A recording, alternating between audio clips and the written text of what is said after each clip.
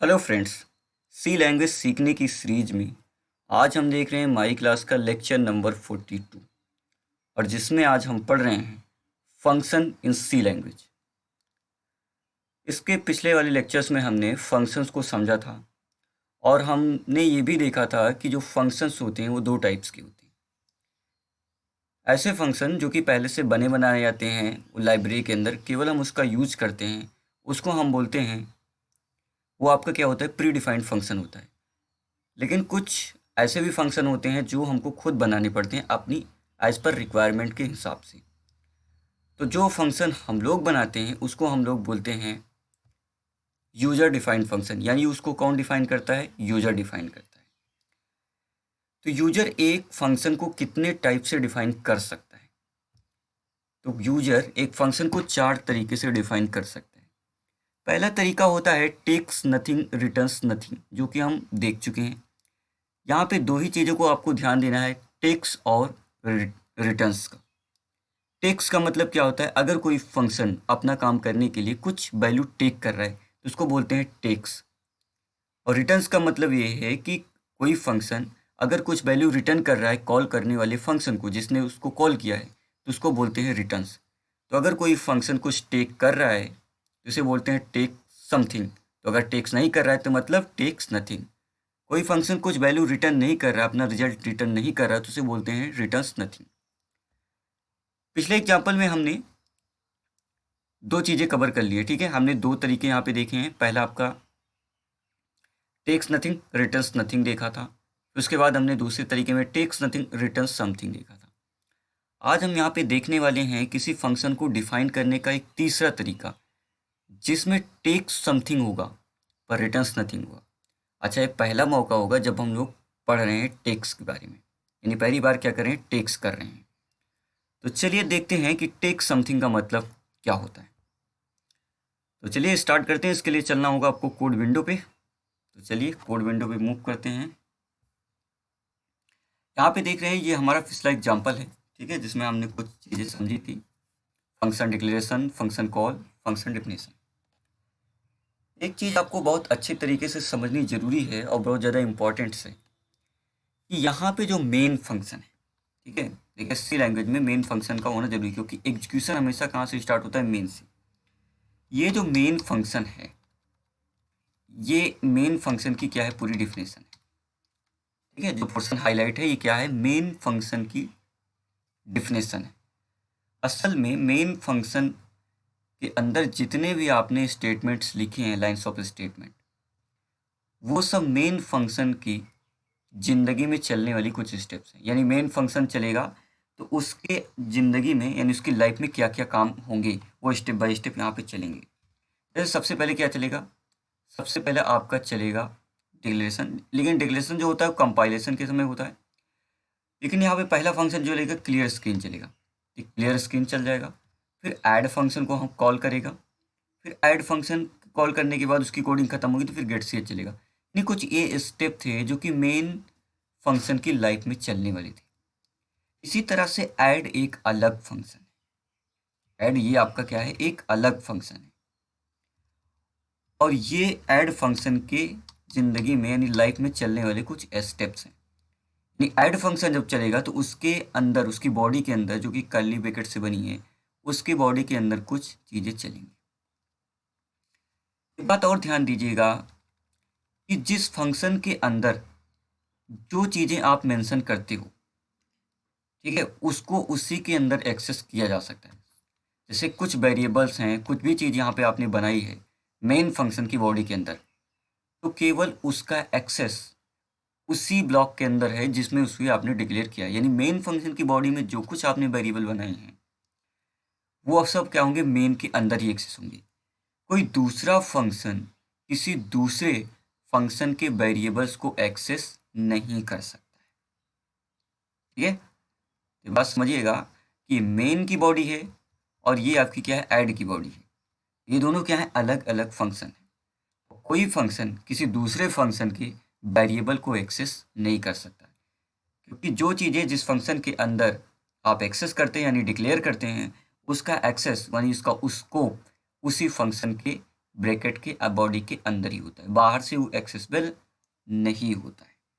ठीक है, एग्जाम्पल के लिए ऐसा समझिए कि हमारे पास क्या है, दो वेरिएबल्स। ठीक है, क्या है हमारे पास, दो वेरिएबल्स।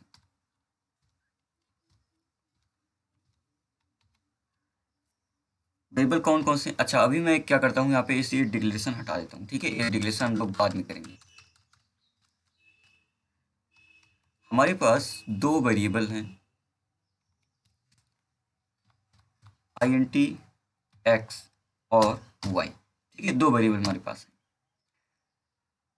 x और y में कुछ डेटा भी होना चाहिए। ठीक है, तो मैं यूजर से मैसेज देता हूँ, यूजर को प्रिंट ऑफ, और बोलता हूँ कि इंटर करेगा दो नंबर। ठीक है, एंटर टू नंबर।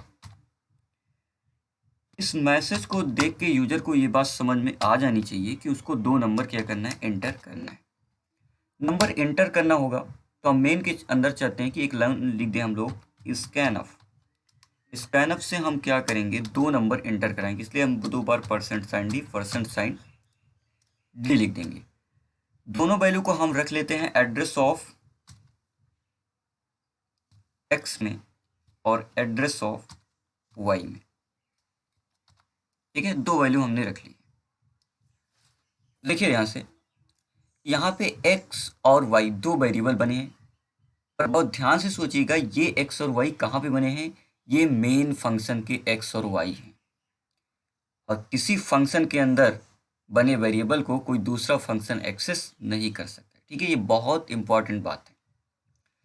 उसके बाद हमने यूजर को मैसेज दिया, तो मैसेज देने से यूजर ने क्या किया, दो नंबर को एंटर किया, और दो नंबर एंटर करने के बाद वो वैल्यू x और y में आ चुकी है। ठीक है, अच्छा x और y में आ चुकी है। तो यहाँ पे टेक्स्ट का मतलब क्या होता है, ठीक है, वैल्यू तो आ चुके हैं, और वैल्यू आने के बाद, अच्छा ये क्लियर स्क्रीन हम ऊपर लिख देते हैं। ठीक है, ये स्क्रीन ऊपर लिख देते हैं यहाँ। ठीक है, CLR। तो यहाँ पे देखिए दो वैल्यू आ चुकी हैं, और हम ये चाहते हैं कि हम ऐड फंक्शन को करेंगे कॉल। क्या करेंगे, यहाँ पे देखिए ऐड फंक्शन को हम कर रहे हैं कॉल। अच्छा, ऐड फंक्शन को यहाँ पे कॉल कर रहे हैं, और ये सोच रहे हैं कि हम x और y में रखे हुए डेटा को, ठीक है, x और y में जो आपका वेरिएबल है उसका सम यहाँ पे हो जाए प्रिंट, यानी उसका सम क्या हो जाए, प्रिंट हो जाए। यानी हम ये चाहते हैं कि ऐड फंक्शन को कॉल करते हैं इस उम्मीद से कि ऐड फंक्शन x और y को ऐड करे, लेकिन जो x और y हैं वो तो मेन फंक्शन के हैं। ठीक है, x और y क्या है, आपके मेन फंक्शन के। जैसे अगर यहाँ पे आप लिखते हैं x और y, ठीक है ना, यहाँ पे अगर हम लिखते हैं x और y,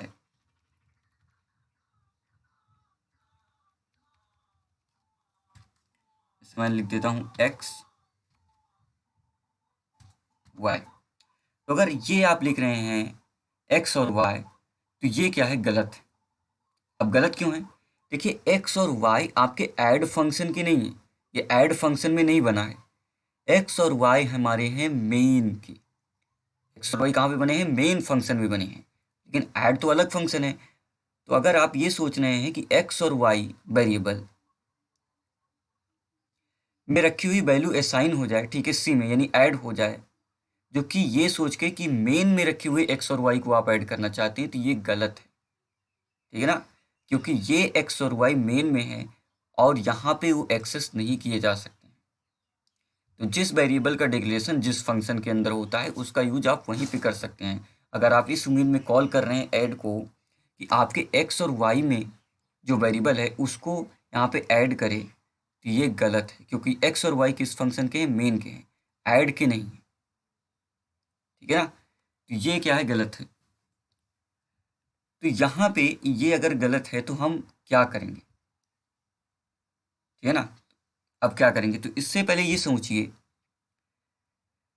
कि टेक्स्ट का मतलब क्या होता है। देखिए टेक्स्ट का मतलब ये होता है कि कोई फंक्शन कुछ टेक कर रहा है, और टेक्स्ट का मतलब क्या होता है, इस पैराथेसिस के अंदर कुछ लिखा होता है। इस पैराथेसिस के अंदर क्या होता है, कुछ लिखा होता है तो हम बोलते हैं उसे टेक्स्ट करना। अब जरा ध्यान से सोचिएगा कि ऐड फंक्शन एक्स और वाई, ठीक है, जो कि मेन फंक्शन में, उसको तो एक्सेस नहीं कर सकता है, क्योंकि एक्स और वाई किसके हैं, मेन फंक्शन के हैं। और किसी फंक्शन के अंदर वेरिएबल बने किसी दूसरे फंक्शन के एक्सेस नहीं हो सकते हैं। तो हम क्या करेंगे, तो इसका तरीका क्या है, तरीका ये है, देखिए ध्यान से सोचिए, तो मुझको क्या ज़रूरत है, मुझको यहाँ पे ऐड फंक्शन को दो नंबर्स को जोड़ना है। क्या करना है, दो नंबर्स को जोड़ना है। तुझे मेन फंक्शन के एक्स और वाई वेरिएबल्स की ज़रूरत नहीं है, ठीक है ना। यहाँ पे मेन फंक्शन में जो एक्स और वाई बने हैं इसके वेरिएबल की ज़रूरत नहीं है, मुझको तो केवल नंबर जोड़ना है। तो मुझको एक्स और वाई में रखी हुई वैल्यू को जोड़ना है। सपोज कीजिए जैसे यूजर ने एंटर किया 10 एंड 20, एक्स में गया 10, वाई में गया 20, तो मुझे एक्स और वाई को नहीं जोड़ना है, मुझको क्या जोड़ना है, 10 और 20 को, ठीक है ना। यूजर ने जो एंटर किया होगा नंबर वो एक्स और वाई में साइन हुआ, तो मुझको क्या चाहिए, मेन फंक्शन में बने एक्स और वाई वेरिएबल नहीं चाहिए, मुझको चाहिए एक्स और वाई में रखी हुई वैल्यू। जैसे सपोज कीजिए 10 एंड 20, मुझको तो क्या करना है, उस वैल्यू को ही जोड़ना है। अब उस केवल अगर वैल्यू को जोड़ना है, ठीक है, वेरिएबल को नहीं जोड़ना है, तो हम क्या करेंगे, तो इसका तरीका ये है कि यहाँ पे हम लिख देंगे A comma B, sorry X comma Y. इससे होगा क्या, इससे ये होगा कि फंक्शन कॉल करते समय, ठीक है, जब आप फंक्शन कॉल कर रहे हैं तो एक्स और वाई की वैल्यू कर रहे हैं पास, ठीक है ना। देखिए एक्स और वाई वैल्यू बनी है, ठीक है, यूजर ने नंबर भी इंटर कर दिया है, नंबर किस में आ चुका है, एक्स और वाई में। और नंबर एक्स और वाई में आ चुका है, तो हम ऐड फंक्शन को कॉल करते समय ये कह रहे हैं कि जो एक्स और वाई में रखी हुई वैल्यू है उसको ऐड करो, ठीक है ना। एक्स और वाई वेरिएबल तो एक्सेस नहीं कर सकते हैं, लेकिन एक्स और वाई में रखी हुई वैल्यू हम क्या कर रहे हैं यहाँ पे, उसको ऐड कर सकते हैं। तो यहाँ पे एक्स और वाई लिखने का मतलब क्या हो गया, ये हो गया फंक्शन कॉल, और फंक्शन कॉल करते समय उसमें हम क्या पास कर रहे हैं, एक्स और वाई की वैल्यू, ठीक है ना। अब एक्स और वाई की वैल्यू अगर हम यहाँ से पास कर रहे हैं तो यहाँ पे हमको उसको रिसीव भी करना पड़ेगा। अब इस फंक्शन के अंदर, पैरेंथेसिस के अंदर, हम क्या करेंगे, एक्स और वाई की वैल्यू को रखना चाहते हैं, तो रखने के लिए हमको क्या करना पड़ेगा, वेरिएबल को करना पड़ेगा डिफाइन। तो मैं यहाँ पे एक वेरिएबल बना लेता हूँ, I N T A comma I N T V. अब ध्यान से देखिए तो आपके पास क्या है, दो वेरिएबल्स हैं, ठीक है, दो वेरिएबल्स हैं हमारे पास, ए और बी। हम लोग क्या कर रहे हैं यहाँ पे, ए और बी वेरिएबल में एक्स और वाई की वैल्यू हो रही है कॉपी। यानी कि ऐसा सोचिए कि एक्स की वैल्यू हो जाएगी कॉपी ए में और वाई की वैल्यू कॉपी हो जाएगी बी में। तो जिस तरह से आपने यहाँ पे फंक्शन को कॉल करते समय यहाँ पे बताया है कि कौन सी वैल्यू आप पास कर रहे हैं, वही टाइप की वैल्यू को क्या करना पड़ेगा, यहाँ पे रिसीव करने के लिए आपको यहाँ पर वेरिएबल भी डिक्लेयर करने पड़ेंगे। जैसे ये दो वेरिएबल एक्स और वाई किस टाइप के हैं, इन टाइप की, इसलिए हमने यहाँ पे दो वेरिएबल्स की डेटा को कॉपी करने के लिए हमने दो वेरिएबल बना दिए हैं, आई एन टी ए और आई एन टी बी। अच्छा, एक खास बात कि आप यहाँ पे I N T A comma B नहीं लिख सकते। यहाँ पे आपको जितने वेरिएबल्स की डेटा को हैंडल करना है, तो डिक्लेरेशन करते समय, ठीक है, पैरेंथेसिस के अंदर आपको हर बार हर वेरिएबल के साथ डेटा टाइप मेंशन करना मस्ट है। देखिए जैसे I N T A, I N T B, अगर एक और वेरिएबल होता है तो आई एन टी सी, अगर कोई फ्लोट होता है तो फ्लोट ए फ्लोट बी, यानी कि हर वेरिएबल के सामने आपको डेटा टाइप मेंशन करना मस्ट है। अब इससे हुआ क्या कि x की वैल्यू a में आ चुकी है, y की वैल्यू आ चुकी है b में। तो दोनों, ऐसा आप समझिए कि ऐसा हो रहा है कि x की वैल्यू असाइन हो रही है a में और y की वैल्यू असाइन हो रही है b में। अब a और b में वैल्यू आ चुकी है, तो इसे बोलते हैं टेक्स करना। ये ऐड फंक्शन क्या कर रहा है, x और y की वैल्यू कर रहा है टेक्स, यानी कि इसको क्या हो रहा है, टेक्स ले रहा है, यानी कुछ वैल्यू ले रहा है। तो हम ये चाहते थे कि मेन फंक्शन के अंदर बने x और y कि अंदर, ठीक है, एक्स और वाई की जो वैल्यू है वो ऐड फंक्शन यहाँ पे क्या करे, ऐड करे। तो हम यहाँ पे एक्स और वाई वेरिएबल को डायरेक्ट तो एक्सेस नहीं कर सकते थे, ठीक है, एक्स और वाई नहीं लिख सकते थे, लेकिन हम उसकी वैल्यू को यहाँ पर ले सकते थे। तो वैल्यू यहाँ पे पास करने के लिए हमने लिखा एक्स और वाई, तो एक्स और वाई क्या आ चुके हैं, ए और बी में आ चुके हैं। अच्छा, फिर यहाँ पे क्या हम ए और बी को डिक्लेयर कर सकते हैं? नहीं, ये तो गलत है। क्यों? क्योंकि ए और बी यहाँ पर एक बार आपने इसके अंदर डिक्लेयर कर दिए, देखिए फंक्शन के अंदर हमने डिक्लेरेशन कर दिया है, तो अब ए और बी आप दोबारा डिक्लेरेशन नहीं कर सकते, क्योंकि आपको पता है कि एक ही फंक्शन के अंदर सेम नाम के दो वेरिएबल्स नहीं हो सकते हैं, तो ये गलत है। हाँ, सी आप डिक्लेयर कर सकते हैं। अच्छा, यहाँ पे आप ए और बी डिक्लेयर कर रहे हैं, लेकिन यहाँ पे I N T A B नहीं लिखेंगे। क्यों नहीं लिखेंगे? देखिए, आप ऐसा सोचिए ना कि आई एन टी एक्स और वाई तो हमने पहले डिक्लेयर कर दी हैं। आई एन टी एक्स और वाई नाम के वेरिएबल पहले ही मेन फंक्शन में हमने डिक्लेरेशन कर दिया है, प्रिंटअप चला के उसमें वैल्यू भी आ चुकी है। तो डिक्लेरेशन अगर हम पहले कर चुके हैं तो यहाँ पे डिक्लेरेशन नहीं करेंगे, ठीक है ना, क्योंकि डिक्लेरेशन वाला काम सबसे पहले हो जाता है। डिक्लेरेशन स्टेटमेंट सबसे पहले लिखे जाते हैं किसी फंक्शन के अंदर। तो यहाँ पे हमने यहाँ पे ये सारी चीज़ें आपने लिख ली, ठीक है ना। तो अब इसको हम दोबारा डिक्लेयर नहीं करेंगे, तो केवल हम एक्स और वाई लिखेंगे। लेकिन यहाँ पे हमने तो इसको डिक्लेयर नहीं किया। अगर मैं ए और बी लिख दूंगा तो मेन फंक्शन का जब ये पहली लाइन चलेगी, ठीक है ना, तो ए और बी कहीं होंगे नहीं, तो क्या बताएगा, एरर बता सकता है। तो इसलिए आपको यहाँ पर क्या करना पड़ेगा, ए और बी हमने डिक्लेयर कर दिया है। अच्छा, अगली चीज, तो क्या अब हमको प्रिंटफ और स्कैनफ ये लिखने की जरूरत है? नहीं, ये तो लॉजिकली गलत बात है। देखिए, जो डेटा हमको ऐड करना है वो डेटा कहाँ पे रखा हुआ है, मेन फंक्शन में एक्स और वाई। अगर कोई फंक्शन अपना काम करने के लिए जो डेटा उसको पास हो रहा है, ठीक है, जो वैल्यू आपकी पास हो रही है वो मेन फंक्शन से सप्लाई हो रही है, तो फिर हम यूजर से उस नंबर्स को इंटर नहीं कराएंगे। ठीक है ना, जिस नंबर को हमको जोड़ना है वो तो हमको ए और बी में मिल चुकी है, ठीक है, एक्स और वाई से वैल्यू पास हुई तो ए और बी में आ चुकी है ऐड फंक्शन में। तो अब हम यूजर से इंटर नहीं कराएंगे। यूजर से तब इंटर कराया जाता है जब हमको वहां से वैल्यू पास नहीं होती थी, यानी हम टेक्स्ट नथिंग देख रहे थे, तब हमको यहाँ पे यूजर से ही डेटा को इंटर करवाना होता था। लेकिन अब मेन फंक्शन खुद ही बोल रहा है कि मैं आपको दो वैल्यू दे रहा हूँ, उस मेरी वैल्यू को आप ऐड कीजिए। तो अगर मेन फंक्शन की वैल्यूज़ को हमको ऐड करना है तो फिर हमको यूजर से वैल्यू इंटर कराने की ज़रूरत नहीं है। तो ये बात आपको ध्यान देनी है कि कब आपको प्रिंटअप और स्कैनअप लिखना है और कब आपको नहीं लिखना है। तो अभी जो डेटा आपको जोड़ना है वो तो मेन फंक्शन से ही पास हो रहा है, तो आपको डेटा जो जोड़ना है वो दो नंबर्स जोड़ने हैं, वो आपको मिल रहे हैं, तो आपको अब यूजर से लेने की ज़रूरत नहीं है। अच्छा, तो यहाँ पे एक्स और वाई तो आप नहीं लिख सकते हैं, ठीक है, एक्स और वाई अगर आप नहीं लिख सकते हैं, लेकिन वो दो वैल्यू जो हैं वो ए और बी में आ चुकी हैं, तो आप क्या लिखेंगे, ए प्लस बी।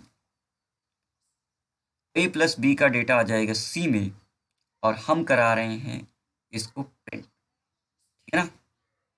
एक बार अब इसको हम जरा प्रिंट करा के देखते हैं, ठीक है, इसको हटा देते हैं। चलिए, और उसके बाद इसको रन करते हैं। तो इंटर टू नंबर 5 एंड 3, देखिए सम इज 8 आ रहा है, ठीक है। तो ये फंक्शन आपका बन चुका है। तो ये था टेक्स, यानी यहां से क्या हो रहा था, टेक्स हो रहा था। तो ये तो है फंक्शन की डिफिनेशन, ये है फंक्शन कॉल। अब आइए देखते हैं फंक्शन का हम लोग डिक्लेरेशन कैसे करेंगे। इस फंक्शन का डिक्लेरेशन, देखिए, तो सबसे पहले रिटर्न टाइप लिखना पड़ता है। तो रिटर्न टाइप क्या है इसका, वॉइड, यानी कुछ रिटर्न्स तो नहीं कर रहा है। उसके बाद फंक्शन का नाम लिखते हैं। तो फंक्शन का नाम क्या है, ऐड। फिर आपको पैराथेसिस लगा के यहाँ पे क्लोज करना होता है। पैराथेसिस टर्मिनेट करने के बाद यहाँ पे लिखना होता है कि इसके अंदर कुछ पास हो रहा है या नहीं। ये टेक्स्ट नेचर का है, इसलिए हम देखिए इसके अंदर कितनी वैल्यूज पास कर रहे हैं। तो दो वैल्यूज पास कर रहे हैं। किस टाइप की पास कर रहे हैं, इंट टाइप की, इसलिए आपको दो बार यहाँ पे इंट, ठीक है, और इंट आपको लिखना पड़ेगा। और फिर यहाँ पे जैसा आपने उसको डिक्लेयर किया है उसको वैसे ही आपको कॉल और डिफाइन भी करना पड़ेगा, ठीक है, देखिए अब ये प्रोग्राम सक्सेसफुली चल रहा है।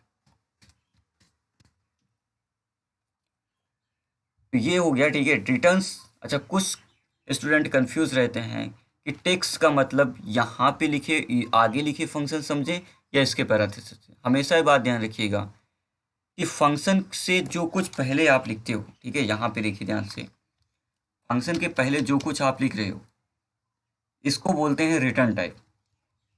और टेक्स्ट का मतलब क्या होता है, पैरेंथेसिस के अंदर क्या लिखा है, इससे इस बात को आइडेंटिफाई कीजिए कि ये फंक्शन किस टाइप का है।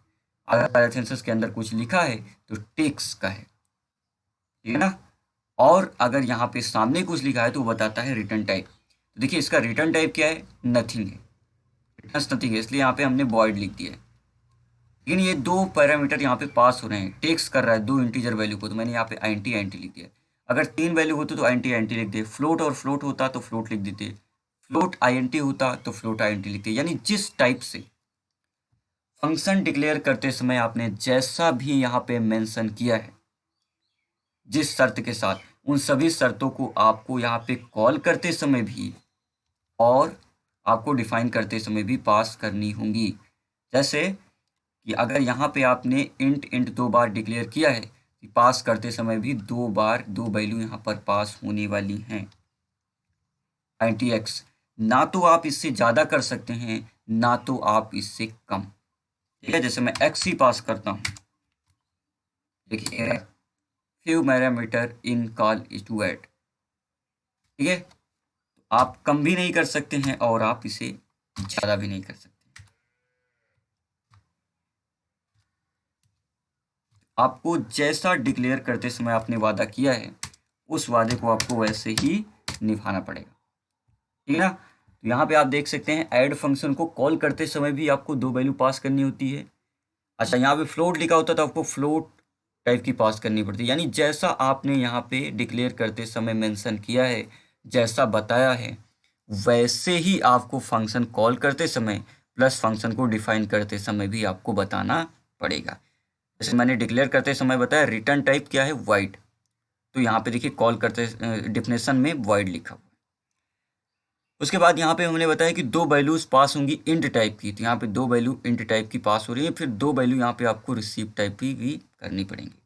अच्छा, यहाँ पे हम इसको पास करते समय क्या कर रहे हैं, दो वैल्यू पास कर रहे हैं। फंक्शन को कॉल करते समय क्या कर रहे हैं, दो वैल्यू पास कर रहे हैं, तो इसे बोलते हैं function call by value, function call by values, ठीक है।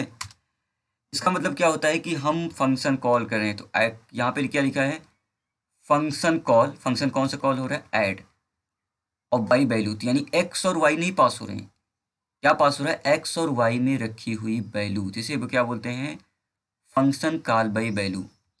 और इसके अंदर जो कुछ पैरेंथेसिस के अंदर लिखा है इसको हम बोलते हैं पैरामीटर। क्या बोलते हैं, पैरामीटर। पैरामीटर का मतलब क्या, ये जो एक्स और वाई लिखे हैं ये एक्चुअल ए और एक्स और वाई हैं, इसे बोला जाता है एक्चुअल आर्ग्यूमेंट। इसे क्या बोलते हैं, एक्चुअल आर्ग्यूमेंट। और यहाँ पे जो आपने लिखा है, ठीक है, इसके अंदर इसको हम बोलते हैं फॉर्मल, इसे क्या बोलते हैं, फॉर्मल आर्ग्यूमेंट। यानी कि एक्चुअल क्यों बोल रहे हैं, क्योंकि एक्चुअल में जो वैल्यू जोड़नी है वो एक्स और वाई में रखी हुई है, ठीक है ना। जो एक्चुअली वैल्यू जोड़नी है हमको वो कहाँ पे रखी हुई है, एक्स और वाई में रखी हुई है, लेकिन हम उसकी वैल्यू पास कर रहे हैं यहाँ पे, इसलिए इसके बोलते हैं एक्चुअल आर्गुमेंट। यहाँ पे एक्चुअली वैल्यू कहाँ पे रखी हुई है, एक्स और वाई में। ये जो एक्स और वाई देखिए पैरेंथेसिस के कुछ अंदर लिखना, पैरामीटर बोलते हैं इसको, क्या बोलते हैं, पैरामीटर्स बोला जाता है, या फिर इसको हम एक्चुअल आर्गूमेंट्स भी बोल सकते हैं। इसे हम क्या बोलते हैं, एक्चुअल वैल्यू जो रखी हुई है एक्स और वाई में बोली, इसलिए हम इसको बोलते हैं एक्चुअल आर्ग्यूमेंट्स। लेकिन यहाँ पे जो ए और बी बन रहे हैं क्या है, फॉर्मल है, ठीक है ना, क्योंकि हमको जो जोड़ना है वो केवल वैल्यू ए और बी में आ रही हैं, केवल क्या कर रहे हैं यहाँ पे ए और बी केवल फॉर्मेलिटी अदा कर रहे हैं, लेकिन एक्चुअली में काम कहाँ पे है, एक्चुअली में वैल्यू कहाँ पे, एक्स और वाई में है। ए और बी क्या कर रहे हैं, अपनी फॉर्मेलिटी अदा कर रहे हैं, केवल वैल्यू को यहाँ पे रख रहे हैं अपने पास। लेकिन वैल्यू तो ए और बी में नहीं थी ना, वैल्यू कहाँ पे थी, एक्स और वाई में। इसलिए इसको बोलते हैं एक्चुअल आर्ग्यूमेंट, और इसे क्या होती है आपकी फॉर्मल आर्ग्यूमेंट्स।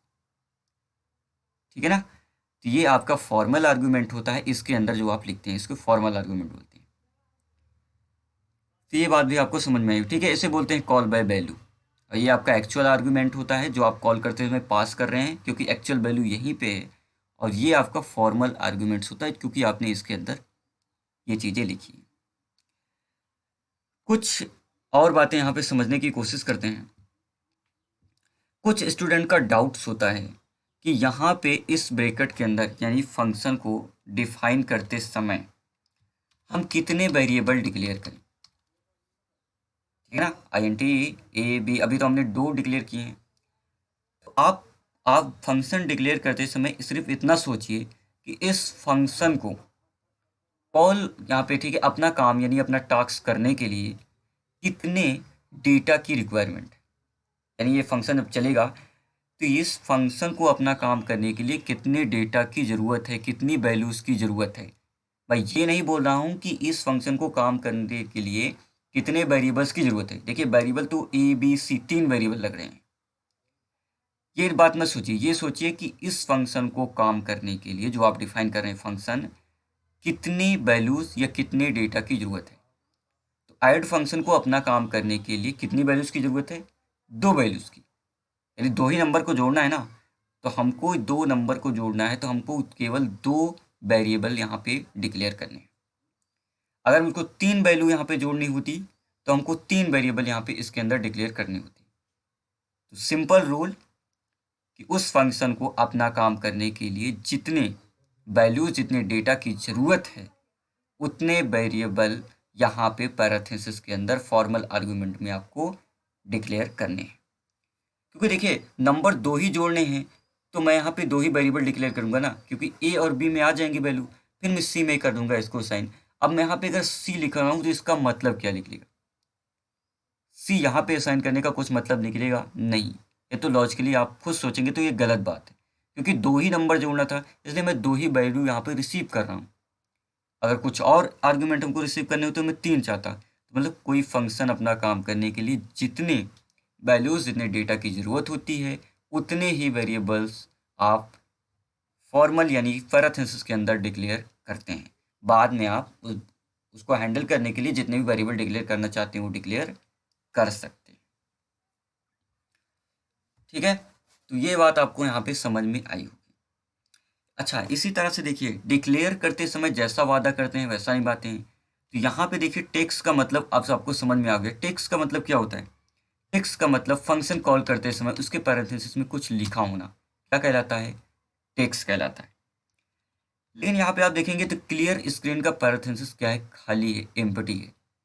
ऐसा क्यों, ऐसा इसलिए कि क्लियर स्क्रीन बनाने वाले ने, जिसने इस फंक्शन को बनाया होगा, उसने उसको डिक्लेयर करते समय प्लस उसको डिफाइन करते समय, दोनों समय उसने पैरेंथेसिस को खाली रखा है। इसलिए हम उसको कॉल करते समय भी पैरेंथेसिस खाली रख रहे हैं। ठीक है ना। अगर यहाँ पे मैं कुछ लिख भी देता हूँ तो एरर आ जाएगी, एक्स्ट्रा पैरामीटर इन car2 CLR SCR।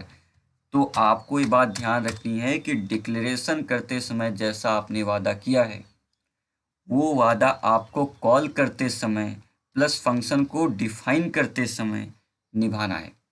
अगर आप जरा से भी वादा नहीं निभाते हैं तो फंक्शन में आ जाएगी एरर। इसी तरह से जिसने स्कैन प्रिंटफ फंक्शन बनाया होगा, उसने अपने पैरेंथेसिस में डिफाइन करते समय प्लस डिक्लेरेशन करते समय ये बात जरूर मेंशन की होगी, कुछ ना कुछ जरूर लिखा है जिससे हम यहाँ पैरेंथेसिस में कुछ लिख रहे हैं। ठीक है ना।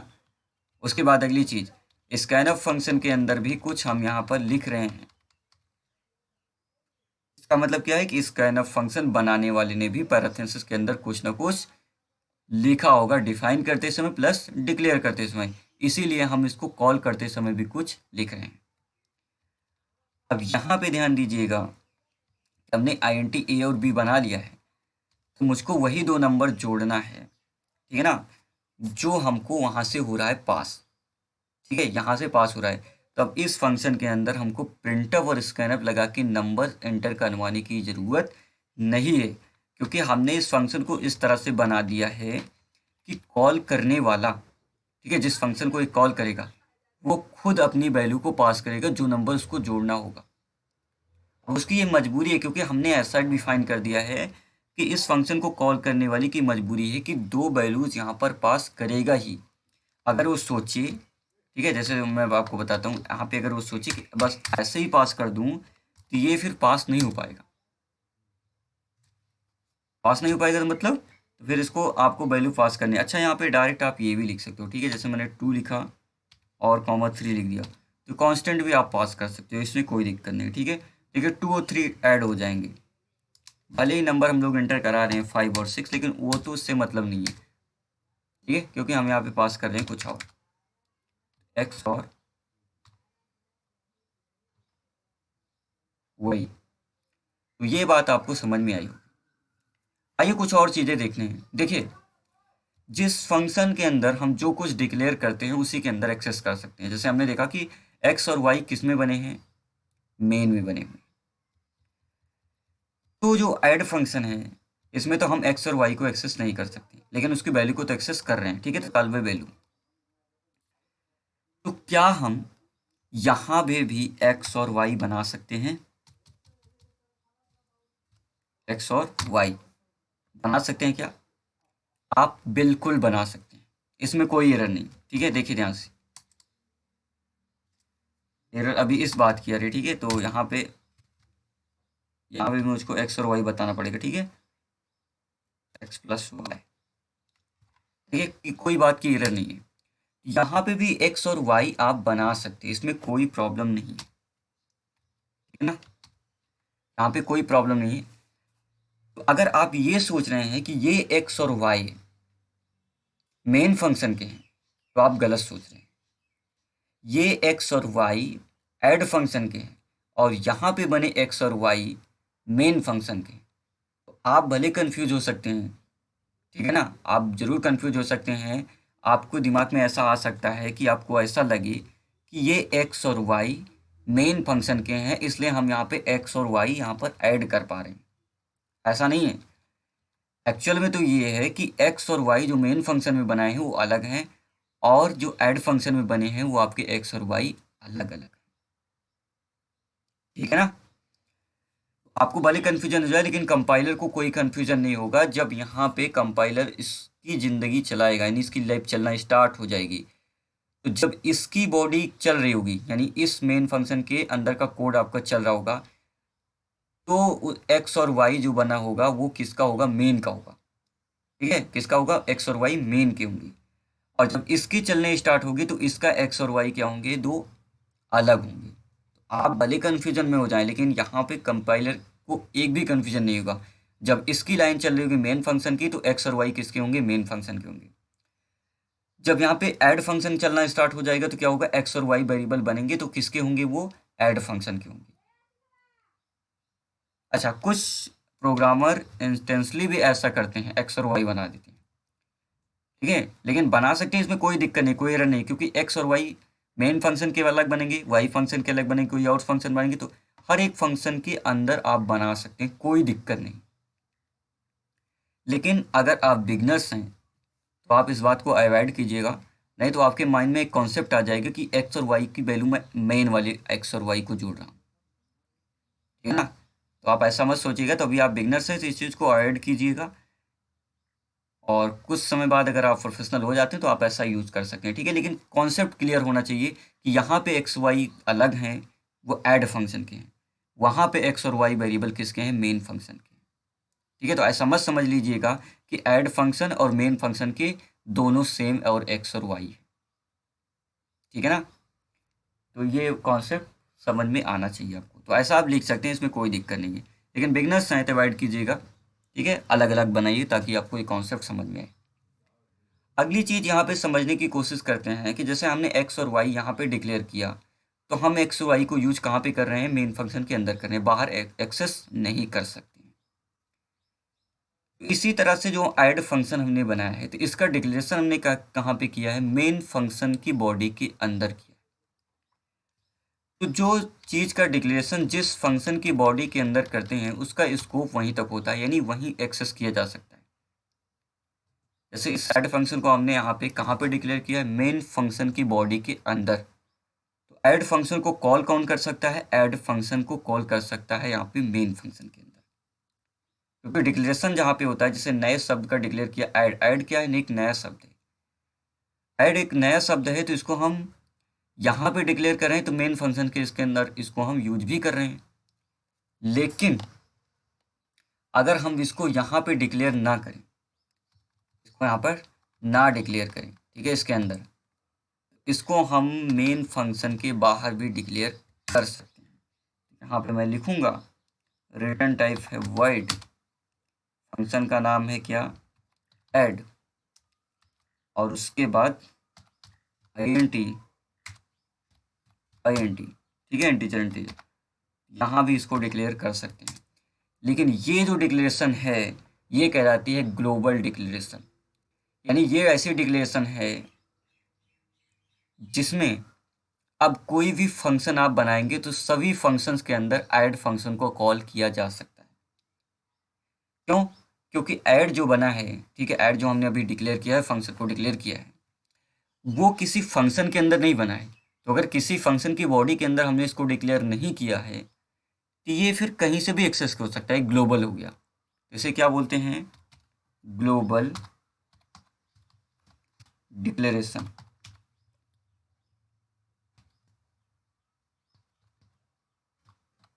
ग्लोबल डिक्लेरेशन फंक्शन, ठीक है, ये क्या हुआ, ग्लोबल डिक्लेरेशन हो गया। यानी अब ऐड फंक्शन को, अभी देखिए एक ही फंक्शन बना है, इसके बाद अगर बहुत सारे फंक्शन हम लोग बनाएंगे किसी प्रोग्राम में, तो हम किसी फंक्शन के अंदर भी ऐड फंक्शन को कॉल कर लेंगे, हम एक ही बार डिक्लेयर करेंगे। क्यों? क्योंकि ये ग्लोबल हो गया है। इस चीज़ को हम बोलते हैं ग्लोबल डिक्लेरेशन, ठीक है, क्योंकि ये किसी फंक्शन की बॉडी के अंदर नहीं बना है। तो जो चीज़ें बॉडी के बाहर बनती हैं उसको कोई भी एक्सेस कर सकता है। अब इस फंक्शन को, ऐड फंक्शन को, कोई भी फंक्शन कॉल कर सकता है। क्यों? क्योंकि ये ग्लोबल डिक्लेरेशन हो गया, ठीक है ना। तो ये हमको समझ में आया कि यहाँ पे टेक्स्ट का मतलब क्या होता है। टेक्स्ट का मतलब होता है कि किसी फंक्शन को कॉल करते समय उसके पैरेंथेसिस में कुछ आप लिख रहे हैं। पैरेंथेसिस में क्या कर रहे हैं, कुछ आप लिख रहे हैं, जैसे xscanf, printf। इसी तरह से मैंने भी एक फंक्शन बनाया है, तो उसके अंदर भी क्या हो रहा है, कुछ टेक कर रहा है, कुछ वैल्यू यहाँ पे ले रहा है, यानी कि जो वैल्यू हमको x और y में है उसको हमको जोड़ना है। तो हमने यहाँ पे इस वैल्यू को कर दिया पास। तो ऐड फंक्शन क्या कर रहा है, आपकी इस वैल्यू को ऐड कर रहा है, ठीक है ना। ये x और y अलग हैं, इस बात को मैंने अभी बताया था यहाँ पे, और इस वैल्यू को मैंने यहाँ पे प्रिंट करा दिया, ठीक है ना। तो ये क्या होता है आपका टेक्स। अच्छा, इसको एग्जांपल भी बदल देते हैं हम लोग, टेक्स समथिंग हो गया, अभी टेक्स नथिंग रहेगा। ये क्या हो गया आपका, टेक्स समथिंग।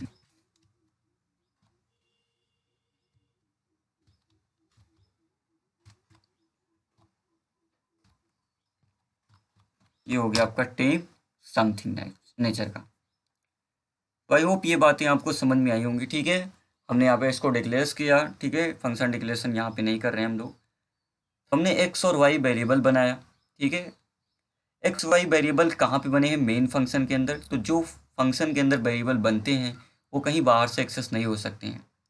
फिर क्लियर स्क्रीन चला, एंटर कराया 2 नंबर एक्स और वाई में, और ऐड फंक्शन को हम इस उम्मीद से कॉल कर रहे हैं कि हमारी एक्स और वाई की वैल्यू को ऐड करें, ठीक है। एक्स और वाई वेरिएबल में जो वैल्यू रखी है वो ऐड करें। लेकिन एक्स और वाई वेरिएबल एक्सेस नहीं हो सकते हैं, तो कोई बात नहीं, वेरिएबल को यहाँ पे एक्सेस नहीं हो सकते, कोई बात नहीं। लेकिन हमको क्या चाहिए था, ऐड फंक्शन का काम था एक्स और वाई में रखी हुई वैल्यू को ऐड करना, ना कि और एक्स और वैल्यू को एक्सेस करना। तो हमको क्या जरूरत थी, एक्स और वाई में रखी हुई वैल्यू को। इसलिए हमने क्या किया, सिंपली एक्स और वाई लिख के कॉमा लगा के एक्स और वाई को वैल्यू को कर दिया पास।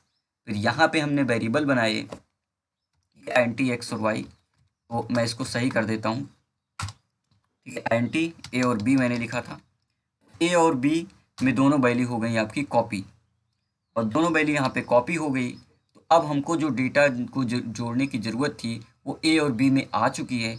इसलिए यहाँ पे ऐड फंक्शन में हमको प्रिंटफ स्कैनफ लगा के दोबारा से यूजर से वैल्यू एंटर कराने की ज़रूरत नहीं है, क्योंकि हमको जो वैल्यू जोड़नी है वो हमको पास हो रही है। हम ये फंक्शन ऐड क्या कर रहे हैं, उस वैल्यू को टेक कर रहा है, ले रहा है।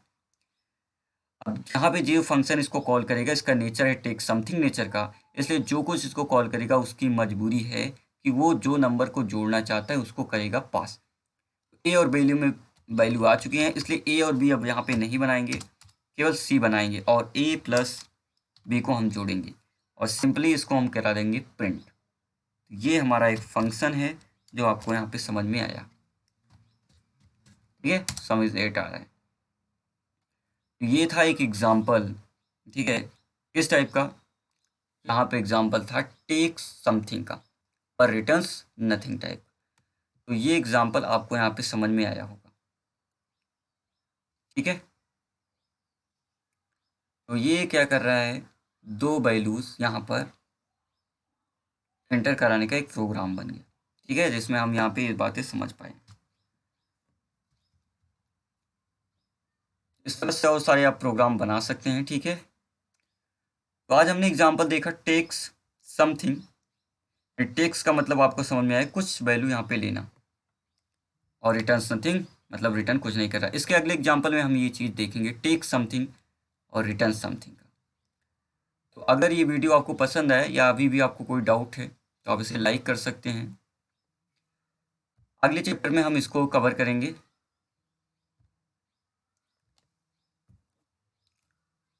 तो आज के लिए थैंक यू। अगर ये वीडियोस आपको पसंद आए हैं, इस तरह के और इंटरेस्टिंग वीडियोस आप लोग देखना चाहते हैं तो प्लीज़ आप इस चैनल को सब्सक्राइब कीजिए। इसके अलावा मेरी वेबसाइट myclasses.com पे विजिट कीजिए, जहाँ पे ये सारे कंटेंट आपको मिलेंगे। इसके अलावा आज के लेक्चर में या कोई भी अगर आपको प्रॉब्लम जा रही है तो आप नीचे मुझको कमेंट बॉक्स में टाइप करके पूछ सकते हैं। मेरी रिकमेंडेशन है, ये सारे कंटेंट हिंदी में है, इसलिए ज़्यादा से ज़्यादा लोगों तक इसको पहुंचाने की कोशिश कीजिए। अपने फेसबुक, अपने वॉलपेपर, अपने दोस्तों के साथ शेयर कीजिए। बहुत सारे स्टूडेंट की इस तरह के कंटेंट की रिक्वायरमेंट होती है, तो जैसे आप सीख रहे हैं आप मदद कीजिए दूसरों को सीखने में भी। तो अगर ये वीडियो आपको पसंद आया है तो वीडियो को लाइक कीजिए, अपने दोस्तों के साथ शेयर कीजिए। मैं मिलता हूँ आपसे अगले वीडियो में, तब तक के लिए thank you and good bye.